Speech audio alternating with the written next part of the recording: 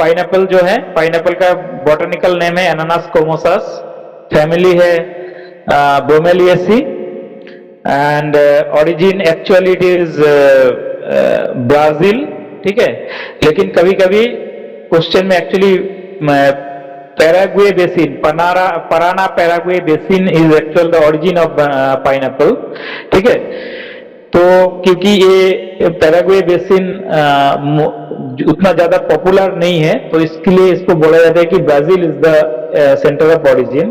But अगर question में Parana Paraguay basin रहता है, मान लो मल्टीपल चॉइस क्वेश्चन है, उसमें ब्राजील भी है और पराना पैराग्वे बेसिन भी है ऑप्शन में, then it will be Parana Paraguay basin is the origin of actual centre of origin of pineapple, ठीक है। और अगर नहीं रहता है, ब्राजील सिर्फ रहता है, then it is only Brazil, ठीक है। So chromosome number, basic chromosome is 25, so diploid form is 50, ठीक है। But there is also some species and cultivars exist which are triploid and tetraploid in nature with 75 and 100 chromosome number, ठीक है। But जो cultivated form हम लोग normally prefer करते हैं या मार्केटिंग होता है जिसका, वो एक्चुअली डिप्लॉयड होता है, ठीक है। सो इंडिया में इसका सबसे ज्यादा कल्टिवेशन होता है eastern India, north eastern region as well as southern part. Entire north eastern region as well as eastern part, मतलब हमारे Bihar as well as West Bengal, and उधर साउदर्न पार्ट में केरला, कर्नाटक, तमिलनाडु, इस पार्ट में बहुत ज्यादा मात्रा में पाइनएप्पल ग्रो होता है, ठीक है। तो इसीलिए एरिया में भी मतलब north eastern region is dominating, but in productions our West Bengal as Bihar as well as southern part is dominating, and productivity, when productivity is concerned, it is Karnataka followed by West Bengal and Bihar productivity में सबसे ज्यादा है, ठीक है। तो usage में अगर हम जाते हैं तो it is obviously table purpose में यूज होता है, उसके साथ साथ प्रोसेसिंग पार्ट में यूज होता है। प्रोसेसिंग में तुम लोग शायद तुम लोग का 5th सेमेस्टर में पोस्टर बेस्ड का कोर्स है, उसमें पढ़ाया जाएगा कैनिंग। कैनिंग एक important processing product, processed product होता है कैन फ्रूट, तो उसके लिए पाइनएप्पल सबसे ज्यादा यूज होता है, ठीक है। अपार्ट फ्रॉम जैम, जेली, ये सब बनाने के लिए कैनिंग के लिए बहुत ज्यादा यूज होता है।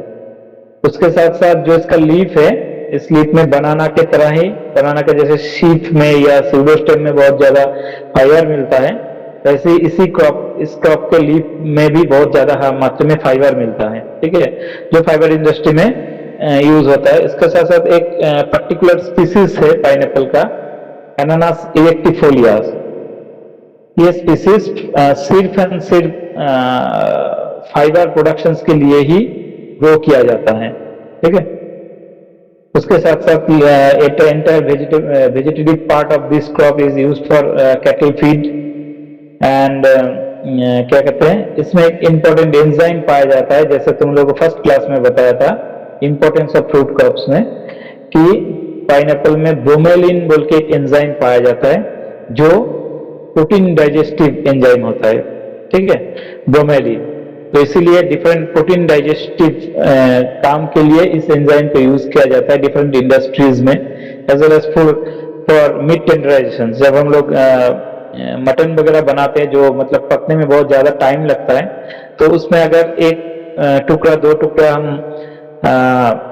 पपाया या पाइनएप्पल डाल देते हैं, तो ड्यू टू पपाया में भी पाया जाता है पेपेइन बोल के, पढ़ाऊंगा आगे जाके।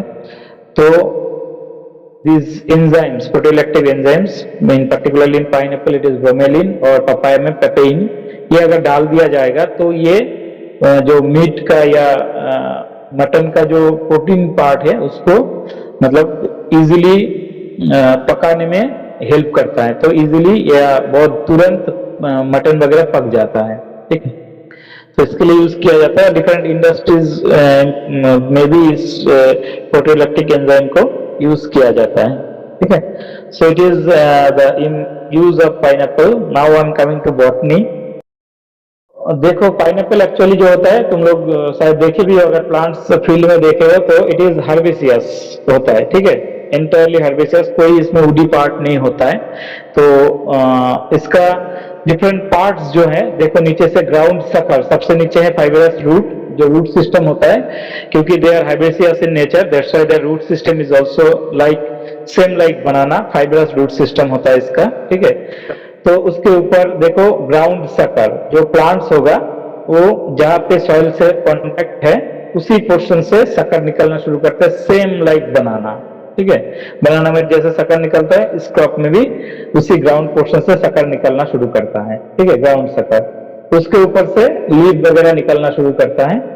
देखो उसके ऊपर जस्ट लीफ के ऊपर एरियल सकर, अगेन डिफरेंट जो एक्सिलरी बड है लीफ के बीच में, उस एक्सिलरी बड से अगेन सकर फॉर्म में कुछ स्ट्रक्चर निकलता है, इसको बोलते हैं aerial sucker, because it is in the air only, but the lower portion is ground sucker because they are coming from the ground, ठीक है।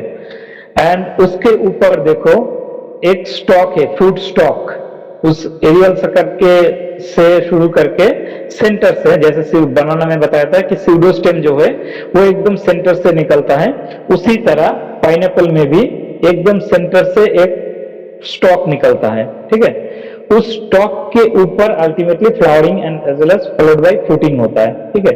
तो ये जो स्टॉक है इसको फ्रूट स्टॉक बोलते हैं, स्टेम यहाँ पे लिखा हुआ डिनोट किया गया है, तो it is actually fruit stock, जिसमें देखो स्लीव्स यहाँ से बहुत सारे तीन ही इसमें दिखाया गया है, but they are more in number, ठीक है। बहुत सारा इसी एंटायर पोर्शंस में इस छोटा छोटा स्ट्रक्चर में स्लीव्स निकलता है, ठीक है। एंड उसके ऊपर अल्टीमेटली इन्फ्लोरेसेंस आता है, जो इन्फ्लोरेसेंस अल्टीमेटली कन्वर्ट होता है फ्रूटिंग स्ट्रक्चर में, followed by having a crown at the tip of the fruits, ठीक है। So it is the actual botanical representation of papaya. इसमें तुम लोगों को जो चीज जानना है या सीखना है वो है डिफरेंट जो प्रोपागेटिंग स्ट्रक्चर है वो कौन सा कहाँ पे रहता है। तुम लोग जानते हो फर्स्ट सेमेस्टर में तुम लोगों को बताया गया था कि पाइनएप्पल 3 चीज से प्रोपागेट होता है, एक है सकर, दूसरा है स्लीप, तीसरा है क्राउन, ठीक है ना। तो इससे तुम लोगों को एक क्लियर कट आइडिया मिलेगा कि कौन सा पार्ट क्या है, क्राउन कहाँ होता है, स्लीव्स कहाँ होता है, सकर कहाँ होता है, ठीक है। इसके लिए ये पिक्चर, ये डायग्राम बहुत इंपॉर्टेंट है, okay.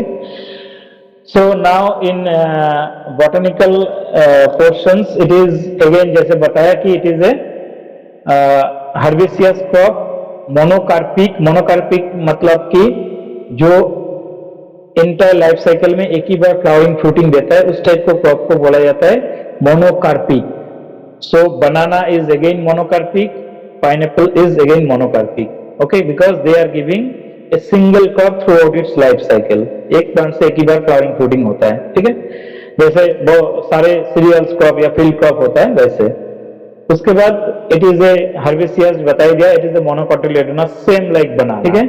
But along with it has a typical characteristic that the photosynthetic pattern is cam, इसको बोला जाता है कैम प्लांट, जो बनाना नहीं है।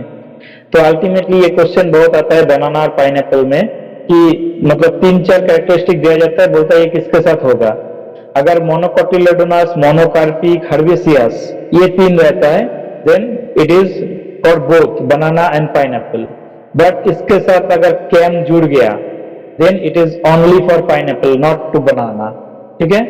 along with another important characteristic of pineapple specifically having xerophytic nature, xerophytic nature मतलब कि ड्रॉट कंडीशंस में भी ये ग्रो हो सकता है, because he is having the property of CAM anatomy, ठीक है ना।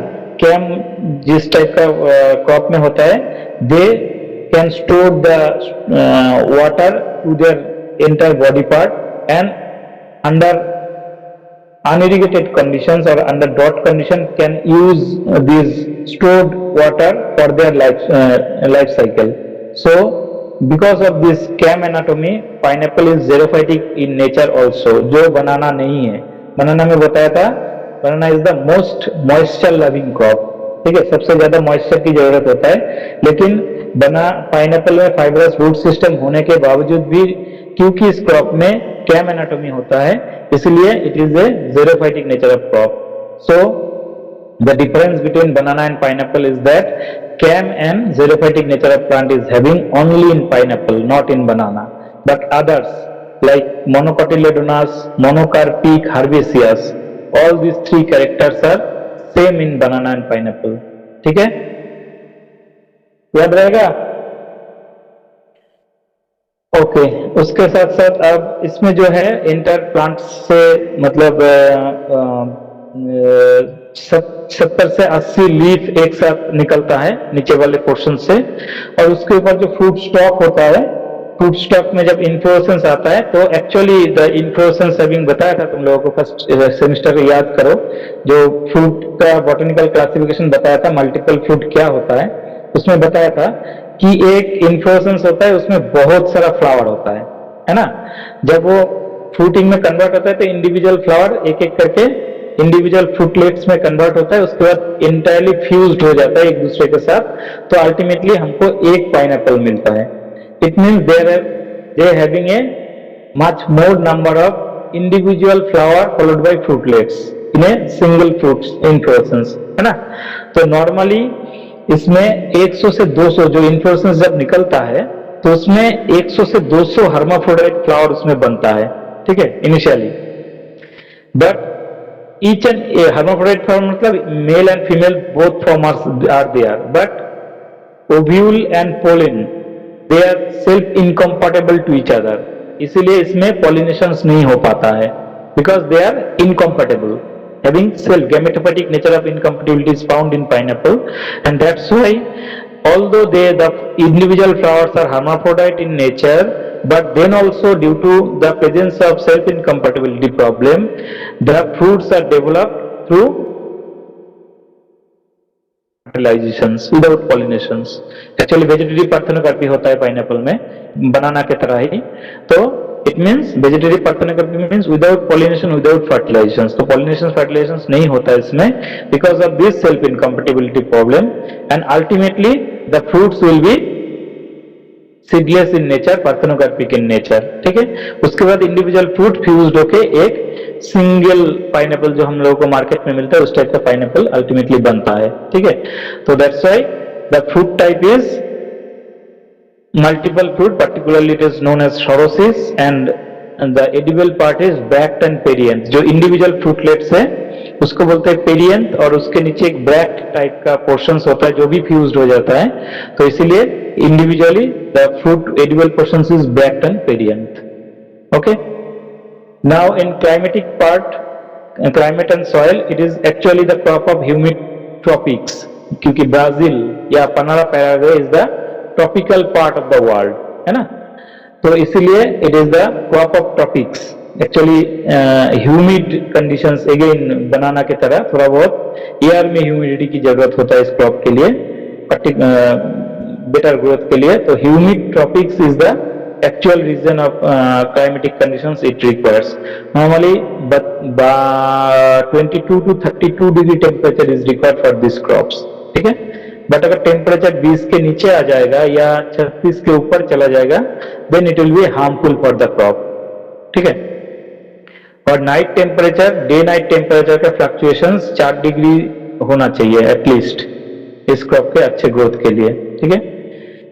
और जैसे बताया कि ये xerophytic nature of crops, so it is can not be grown under clay soil, जो बताया था बनाना के कल्टीवेशन के लिए clay type of soil, light clay soil is suitable because this type of soil having much more water holding capacity. But pineapple is xerophytic in nature, that's why it can't grow in clay type of soil. Except clay soil, it can grow in any type of soil. Light sandy loam soil is most preferable with pH 5 to 6.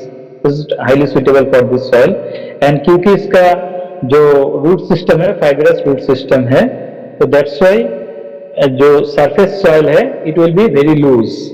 बहुत loose होना चाहिए ताकि इसका surface में जो root है वो easily grow कर पाए और अच्छे से न्यूट्रिएंट वगैरह ले पाए, ठीक है। उसके बाद वैरायटी है इसमें बहुत सारा, इसके जो वैरायटीज है इसको 5 ग्रुप में पहले डिवाइड किया गया है, Spanish group, queen group, abacaxi group, cayenne group and maipure group, ठीक है। ये 5 ग्रुप में इसके इंटर वैरायटीज को डिवाइड किया गया है। स्पेनिश ग्रुप जो है वो एक्चुअली फ्रूट जो है robust to cylindrical in size होगा, शेप में होगा, और लिटिल बिट एसिडिक होता है, ठीक है, और having high fibre content.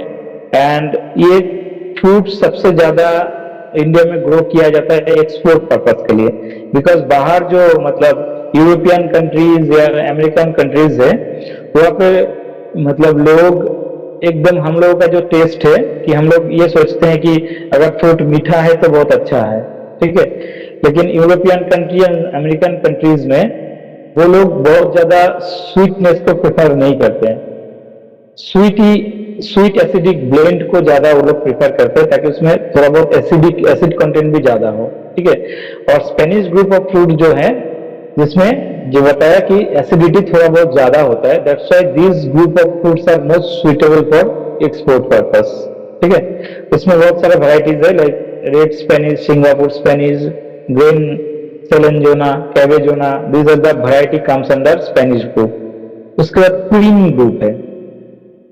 Queen group of fruit जो है वो इंडिया में सबसे ज्यादा इंडियंस प्रेफर करते हैं, हम लोग प्रेफर करते हैं क्वीन ग्रुप को, because of high sugar content of this group along with less fibre content. इसमें बहुत कम मात्रा में फाइबर होता है लेकिन बहुत हाई मात्रा में शुगर होता है, एसिडिटी कम होता है। That's why this group is most suitable for local consumption by us, okay. ये फ्रूट जो है ये कॉनिकल शेप में या एकदम राउंड शेप में होता है, छोटा सा, ठीक है। एबाकेसी ग्रुप उसके बाद ये भी कॉनिकल शेप में होता है एंड इसमें स्वीटनेस के साथ साथ इस फ्रूट में जूसीनेस ज्यादा होता है, ठीक है, इसीलिए एबाकेसी ग्रुप जूस वगैरह या प्रोसेसिंग इंडस्ट्री में बहुत ज्यादा यूज होता है। उसके बाद एक केनी ग्रुप। केनी ग्रुप में क्या होता है कि जो फ्रूट्स है it is cylindrical and bigger in size, ठीक है, और इसका नाम केनी ग्रुप इसलिए हुआ है, जैसे बताया कि प्रोसेसिंग में कैनिंग जो प्रोसेस प्रोडक्ट है, कैन प्रोडक्ट, उसके लिए ये फ्रूट यूज होता है, ठीक है, केनी ग्रुप ऑफ फ्रूट, इसीलिए इसका नाम आया है केनी ग्रुप, ठीक है, बिकॉज ऑफ देयर इन्वॉल्वमेंट और their use in processing industry particularly for the production of can fruit, ठीक है। इंटायर जो फ्रूट्स है वो कैनिंग के लिए यूज हो जाए, इंटायर फ्रूट्स, होल फ्रूट्स, और सिर्फ छिलका को हटा के तुम लोगों को पोस्टर में और अच्छे से पढ़ाया जाएगा कैनिंग कैसे किया जाता है, तो सिर्फ छिलका को हटा के पूरे फ्रूट्स को कैंड करके रखा जाता है। तो this type of fruit canning group of fruit is most suitable for this purpose, that's why this group is known as cayenne group and the fruit is used for canning purpose. And इसमें बहुत सारे varieties है, smooth cayenne, Baron Rothschild, giant kew, these are the variety comes under cayenne group. And उसके बाद last one group है मैपुरी group, जो हमारे indigenous group है, नॉर्थ ईस्टर्न रीजन से ये ग्रुप मतलब ग्रुप ऑफ फ्रूट्स को डेवलप या किया गया है, ठीक है। ये छोटा सा साइज में, बहुत छोटा साइज में, ओवल शेप में या सिलिंड्रिकल शेप में होता है, but having high juice, tender and fibre content along with very sweet in nature, ठीक है। That's why this fruits is called maipure group because they are particularly developed from the state Manipur, ठीक है, that's why this group is called Maipuri group, okay। So these are the different 5 groups with different characteristics, along with इसमें बहुत सारा individual में जो सबसे ज्यादा India में ग्रो होता है जो कल्टीवर, उसका हमने कुछ स्पेसिफिकेशन भी अलग से दिया हूँ, उसका एक बार पढ़ लेना, उसमें अलग से समझाने का कुछ नहीं है, लेकिन तुम लोगों को मतलब पढ़ना होगा और जानना भी है, ठीक है। उसके बाद हम आ रहे हैं प्रोपागेशंस में। जैसे हम पहले ही बताएं कि ये प्रोपागेट होता है 3 डिफरेंट प्रोपागेटिंग पार्ट से, क्राउन, स्लीव्स एंड सकर, ठीक है। नॉर्मली हम लोग एडियल सकर को नहीं लेते हैं, बट ग्राउंड सकर को मतलब प्रोपागेशंस के लिए ज्यादा यूज करते हैं, because they having much more well developed root system, this ground sucker, because this aerial sucker having no root system, है ना, so that's why ground sucker, sleeves and crown, they are actually used for the propagation purpose. Now जो sleeves होता है वो actually 18 से 20 महीने में planting के बाद फ्रूटिंग आ जाता है उसमें, या फ्रूट हार्वेस्टिंग लायक हो जाता है स्लीव्स से। जो शक्कर है, शक्कर में क्योंकि ऑलरेडी रूट सिस्टम थोड़ा बहुत डेवलप रहता है, तो इसलिए ये थोड़ा और अर्ली फ्लावरिंग फ्रूटिंग देता है। तो शक्कर के केस में नॉर्मली 15 से 18 महीना, 1.5 साल में इसमें हार्वेस्टिंग हो जाता है। स्लिप्स में उसमें थोड़ा और 2-3 महीना 4 महीना ज्यादा लगता है, और सबसे ज्यादा लगता है क्राउन में। ठीक है, इसमें नॉर्मली 2 साल के आसपास टाइम लगता है हार्वेस्टिंग, आफ्टर प्लांटिंग हार्वेस्टिंग होने में। ठीक है, सो these are the 3 group of planting material। लेकिन अब क्वेश्चन है कि इन तीनों में सबसे बेस्ट कौन है। अगर हम हार्वेस्टिंग का टाइम पीरियड देखें तो सबसे बेस्ट होना चाहिए शक्कर। ठीक, लेकिन जैसे तुम लोगों को डायग्राम में भी दिखाया कि एंटायर फ्रूट स्टॉक में हमको एक साथ बहुत सारा स्लिप्स मिलता है। ठीक है, शक्कर भले ही हमको 4-5 एक साथ मिले, लेकिन स्लिप्स हमको 10-12 भी मिल जाता है कभी कभी। ठीक है, और क्राउन जो है वो सिर्फ एक ही मिलेगा एक फ्रूट से। So on the basis of the availability of the planting material, slips सबसे ज्यादा अवेलेबल होगा, फॉलोड बाय शक्कर एंड फॉलोड बाय क्राउन। ठीक है, सबसे कम क्राउन में। नाउ तीनों का अगर तुम अब स्ट्रक्चर देखो, वॉल्यूम देखो, जो फर्स्ट स्लाइड में दिखाया तुम लोगों को, स्लिप शक्कर क्राउन में क्राउन बहुत बड़ा है, शक्कर उससे भी बड़ा है, लेकिन स्लिप छोटा छोटा फॉर्म में रहता है। तो easily you can store this planting material slips, you can easily store under room condition for a longer period of time at a shorter space, shortest space. लेकिन अगर क्राउन को या शक्कर को हम स्टोर करना चाहेंगे तो बहुत ज्यादा जगह की जरूरत है होगा। तो ultimately for profitability point of view, it is the slips which is the which will be most commercial, because they are available in much more number from a single plant. They will be stored for a longer period of time in a shorter space and can easily grow and give you yield within 20 months. ठीक है, that's why sleep is the most commercial। इन तीनों में अगर question रहेगा commercial form of propagations in pineapple, it will be always sleeps। ठीक है, अगर तीनों ऑप्शन में है slip sucker crown and all भी ऑप्शन में है, देन ऑल्सो अगर कमर्शियल क्वेश्चन में अगर कमर्शियल वर्ड स्पेसिफाइड है, then it is only slip, not the all. Okay, and normally 350 से 450 ग्राम स्लिप्स की जरूरत होता है इसमें, जिसका लेंथ होगा 40 से 45 centimetre, is most suitable for this crop. Okay, now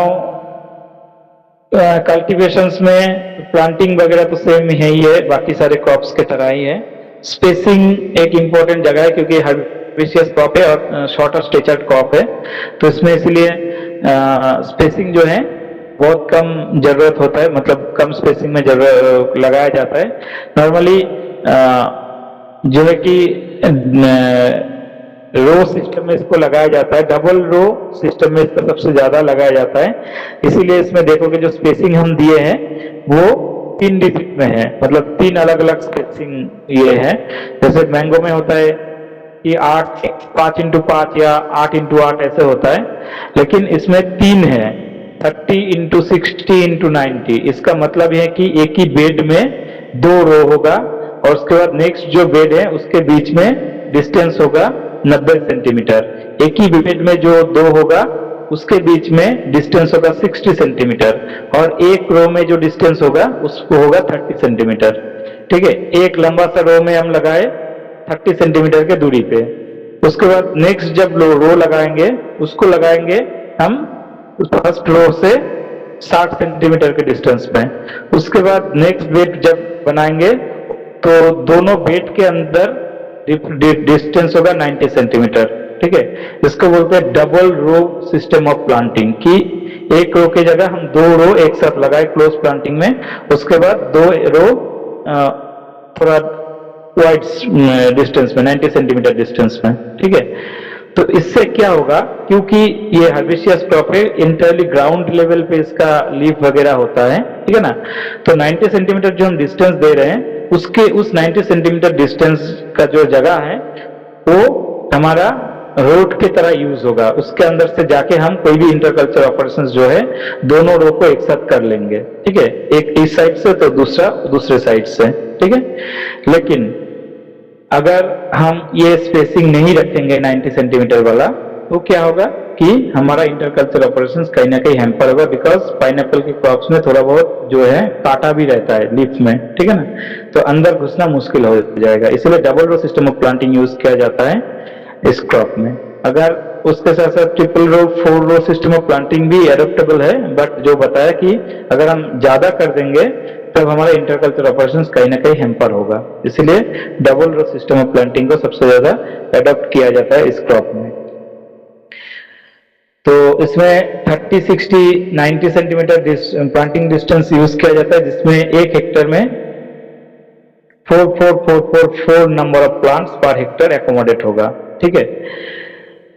तो जैसे अच्छा, उसके बाद इस स्पेसिंग को और भी थोड़ा कम किया जा सकता है, जैसे 30 सेंटीमीटर कम 25 सेंटीमीटर में भी घटा सकते हैं। और सबसे अच्छा है फ्रेश मार्केट के लिए जो फ्रूट है उसके लिए रिकमेंडेड स्पेसिंग होता है 22.5 इंटू 45 इंटू 90, जस्ट धीरे धीरे डबल हो रहा है, 22.5 इंटू इसका डबल मतलब 45 इंटू उसका डबल मतलब 90, ठीक है। ये फ्रेश कंजम्पशन के लिए यूज किया जाता है, ठीक है। लेकिन जो बताया कैनिंग के लिए जो फ्रूट होल फ्रूट को यूज किया जाता है वो फ्रूट का साइज बड़ा होना चाहिए, तो उसके लिए थोड़ा बहुत वाइडर स्पेसिंग को एडॉप्ट किया जाता है। तो उसके लिए कैनिंग पर्पस के लिए जो फ्रूट्स लगाया जाता है या प्लांट्स लगाया जाता है, कैनिंग ग्रुप ऑफ प्लांट्स, उसको 30 इंटू 60 इंटू 90 में लगाया जाता है। लेकिन फ्रेश कंजम्पशन के लिए जो फ्रूट्स होता है वो थोड़ा बहुत छोटा ही आज के डेट में मतलब टारगेट रहता है, क्योंकि आज के डेट में हमारा जो फैमिली साइज है वो बहुत छोटा हो गया है, ठीक है। 3 या 4 लोगों का एक फैमिली साइज होता है, तो उसके लिए जो फ्रूट्स हैं वो छोटा फ्रूट से भी चल जाता है।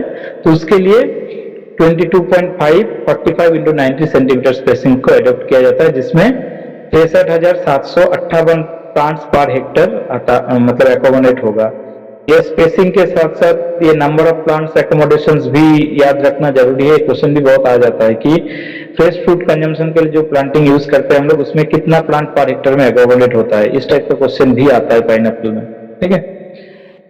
उसके बाद मैन्योरिंग एंड फर्टिलाइजर, एक प्लांट्स का स्ट्रक्चर दिखाए हैं जिसमें जो लीफ है उसको डिफरेंट नाम से मतलब अल्फाबेट से डिनोट किया गया है, ABCDEF ऐसे करके, ठीक है। तो जो ग्राउंड पोर्शन से जो लीफ निकलता है वो बहुत छोटा ही रहता है, वो ज्यादा ग्रो नहीं कर पाता है, तो these leaves are denoted as A। उसके जस्ट ऊपर का जो लीफ होता है this is denoted by B, उसके ऊपर C, उसके ऊपर D, ठीक है। फिर एकदम सेंटर में जब चला जाता है देन इट इज ENF। इसका मतलब डिफरेंट अल्फाबेट से डिनोट करने का मकसद यह है कि जो D लीफ होता है, D leaf is the largest leaf of pineapple, ठीक है, लार्जेस्ट सबसे बड़ा लीफ होता है। और उसके बाद दोनों साइड में जब जाते हैं तो लीफ का साइज धीरे धीरे छोटा हो जाता है, जैसे D के बाद C और थोड़ा छोटा होगा, C से B और थोड़ा छोटा होगा, B से A और थोड़ा छोटा होगा। उल्टा साइड में हम जाएंगे तो E जो सेंटर से जो लीफ निकल रहा है D के बाद E, it will be larger than D। और उसके बाद एक जो एकदम सेंटर से है it is again shorter than E, ठीक है। इसका क्या जरूरत है, क्योंकि पाइनएप्पल में it is a herbaceous crop and इसका जब हम न्यूट्रिएंट देते हैं तो ये जानना जरूरी है कि कितना इस क्रॉप्स में ऑलरेडी न्यूट्रिएंट है और कितना हमको देना है। तो वो जानने के लिए leaf analysis, leaf tissue analysis किया जाता है कि लीफ में कितना न्यूट्रिएंट है वो जानने के लिए। तो उसके लिए सबसे इंपॉर्टेंट लीफ होता है D लीफ, ठीक है। और कोई लीफ उसका एग्जैक्ट न्यूट्रिएंट एनालिसिस नहीं कर पाएगा।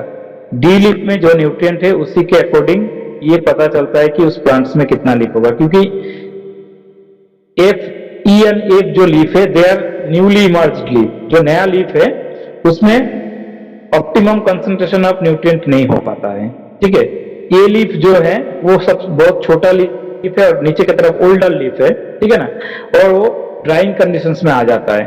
So these leaves again not give you the actual nutrient content or nutrient indicator. That's why D leaf जो सबसे largest leaf है, it is used for the nutrient analysis. ये question भी बहुत आता है कि कौन सा लीफ पाइनएप्पल में न्यूट्रिएंट एनालिसिस के लिए यूज किया जाता है. So it is the D leaf. ठीक है. And it is the largest leaf of pineapple. ये क्वेश्चन भी आता है कि सबसे बड़ा लीफ कौन सा है, A B C D E F. So it is the D leaf which is the largest leaf of pineapple and used for the nutrient analysis purpose. ठीक है. तो normally these leaves are 4 months old होता है. जो D leaf होता है वो they are 4 months old. ठीक है. Is used for the nutrient analysis purpose. And initial stage में इस क्रॉप को फर्टिलाइजर जो दिया जाता है वो है 80 to 100 नाइट्रोजन, जस्ट उसका half 40 to 50 phosphorus and again similar to nitrogen potash दिया जाता है 80 to 100 ग्राम पर केजी पर हेक्टर. ठीक है. 80 to 100, 40 to 50 हाफ हो गया और similar to nitrogen 80 to 100 potash. ठीक है. इसको अगेन बनाना की तरह, क्योंकि दिस इज हर्बेसियस क्रॉप, एक साथ न्यूट्रिएंट को नहीं डाला जाता है. जैसे बनाना में 4 स्प्लिट में हम लोग बोले थे कि दिया जाता है, इस क्रॉप में भी ऐसे 4 स्प्लिट में दिया जाता है. अगस्त सितंबर के टाइम पे एक, दिसंबर जनवरी के टाइम पे एक, अप्रैल मई के टाइम पे एक and June July rainy season में एक. ठीक है. ये 4 बार दिया जाता है इस क्रॉप में. इसमें 2-3 इंटरकल्चर ऑपरेशंस बहुत इंपॉर्टेंट है. अर्थिंग अप, जो क्योंकि जब फ्रूटिंग आता है तो अगेन बनाना की तरह उतना ज्यादा नहीं हिलता है, लेकिन इस क्रॉप में भी फ्रूटिंग के वेट से थोड़ा बहुत लॉजिंग का चांस रहता है, हिलने का चांस रहता है. तो इसीलिए शुरू में जो स्टॉक है उसको सपोर्ट देने के लिए अर्थिंग अप करना बहुत ज्यादा जरूरी होता है, as well as weed control करने के लिए भी, कि इंटर जो फ्रूट स्टॉक है उसको अर्थिंग अप करके स्ट्रेंथ बना के रखे ताकि. ठीक है. उसके साथ साथ वीट कंट्रोल करना अगेन बनाना की तरह ही है कि हर्बेसियस नेचर का क्रॉप है तो वीट भी ज्यादा आता है और 4 स्प्लिट में हम लोग न्यूट्रिएंट देते हैं. तो इसलिए सरफेस में न्यूट्रिएंट की मात्रा भी ज्यादा रहता है जो वीट के लिए बहुत फेवरेबल होता है. तो that's why wheat is one of the most important problem in this crops, जिसको डिफरेंट वीडिसाइड अप्लाई करके हम लोग कंट्रोल करते हैं. ठीक है. उसके साथ साथ मल्चिंग किया जाता है, इरिगेशन की जरूरत होता है, लेकिन क्योंकि ज़ेरोफाइटिक इन नेचर है तो बनाना की तरह उतना ज्यादा इरिगेशन की जरूरत नहीं होता है. नॉर्मली 20 से 25 दिन में एक बार अगर हम वाटरिंग करते या इरिगेशन करते तो it is sufficient for the crop. ठीक है. अगर हम फ्लावरिंग की बात करें इस क्रॉप में, तो नॉर्मली फ्लावर इनिशिएशन शुरू होता है इस क्रॉप में क्या कहते हैं नवंबर के टाइम में, और through out the winter season is the best time for its flowering. ठीक है. अब विंटर सीजन में क्या होता है, डे लेंथ कम होता है और डार्क कंडीशन या नाइट लेंथ ज्यादा होता है ना. तो it means it is a crop of short day type of crop, क्योंकि शॉर्ट डे में इसका फ्लावरिंग हो रहा है. It is an important question और important part of pineapple that it is a example of short day crop. जैसे strawberry होता है कि विंटर से इसका फ्लावरिंग शुरू होता है, similarly pineapple is a short day type of crop in which November to entire winter season is the time for its flowering. ठीक है. फ्लावर को इंड्यूस करने के लिए डिफरेंट केमिकल यूज किया जाता है. इसमें तुम लोगों को पहले ही बताया था कि ऑक्सिन्स एक इम्पोर्टेंट है, बहुत इम्पोर्टेंट है, बिकॉज ऑक्सिन्स का जो नॉर्मल रोल होता है कि वेजिटेटिव ग्रोथ को एक्सेलरेट करना, but it is the pineapple which is exceptional in which auxins is helpful for induction of flowering also. ठीक है. तो नॉर्मली Na को यूज किया जाता है 10 to 15 ppm. उसके साथ साथ 2,4-D 5 to 10 ppm. इथेफोन जो फ्लावरिंग हार्मोन होता है इसको भी यूज किया जाता है 50 से 100 ppm. बट जो सबसे ज्यादा कमर्शियल एप्लीकेशन है for flower induction in pineapple, it is the combination of ethanol और ethephon 25 ppm plus 2% urea plus 4% calcium hydroxide. ये तीनों का कॉम्बिनेशन इज मोस्ट इफेक्टिव और commercially recommended dose for induction of flowering in pineapple, ethephon plus urea plus calcium hydroxide. Okay, now another important part is its year round production. ये question तुम लोग के board question में भी आता है. हम यहाँ पे थोड़ा हिंट्स दिए हैं, इसको तुम लोग जब अगर बोर्ड क्वेश्चन में आता है तो उसको तुम लोग अपने हिसाब से लिखोगे.